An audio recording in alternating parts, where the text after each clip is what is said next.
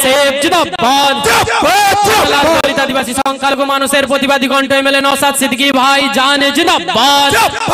বাংলার দলিত আদিবাসী সংখ্যালঘু মানুষের প্রতিবাদী কণ্ঠ এমএলএ নওশাদ সিদ্দিকী ভাই জান জিন্দাবাদ পিছিয়ে পড়া মানুষের প্রতিবাদী কণ্ঠ এমএলএ নওশাদ সিদ্দিকী ভাই জান জিন্দাবাদ এই বিপ্লবের মাটিতে আগামী প্রজন্মের আন্দোলনের কারিগর নওশাদ সিদ্দিকী ভাইজান তোমায় জানাই স্বাগতম বিপ্লবের মাটিতে আগামী প্রজন্মের আন্দোলনের কারিগর নওশাদ সিদ্দিকী তোমায় জানাই স্বাগতম আগামী প্রজন্মের প্রতিবাদী কণ্ঠ এমএলএ নওশাদ সিদ্দিকী ভাইজান তোমায় জানাই স্বাগতম বাংলার প্রতিবাদী কণ্ঠ এমএলএ নওশাদ সিদ্দিকী ভাইজান জানাই স্বাগতম এই বিপ্লবের মাটিতে আগামী প্রজন্মের আন্দোলনের কারিগর এমএলএ নওশাদ সিদ্দিকী ভাইজান স্বাগতম আগামী প্রজন্মের আন্দোলনের কারিগর এমএলএ নওশাদ সিদ্দিকী ভাইজান স্বাগতম পিছিয়ে পড়া মানুষের প্রতিবাদী কণ্ঠ এমএলএ নওশাদ সিদ্দিকী ভাইজান জিন্দাবাদ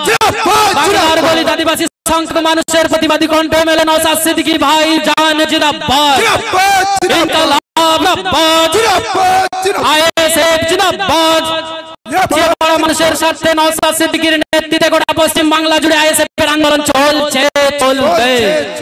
বাংলা প্রতিবাদী কণ্ঠ এমএলএ নওশাদ সিদ্দিকীর নেতৃত্বে গোটা পশ্চিম বাংলা জুড়ে আইএসএফ এর আন্দোলন চলছে চলবে বিপ্লবের মাটিতে আগামী প্রজন্মের আন্দোলনের কারিগর এমএলএ নওশাদ সিদ্দিকী ভাইজান তোমায় জানাই স্বাগতম বিপ্লবের মাটিতে আগামী প্রজন্মের আন্দোলনের কারিগর নওশাদ সিদ্দিকী ভাইজান তোমায় জানাই স্বাগতম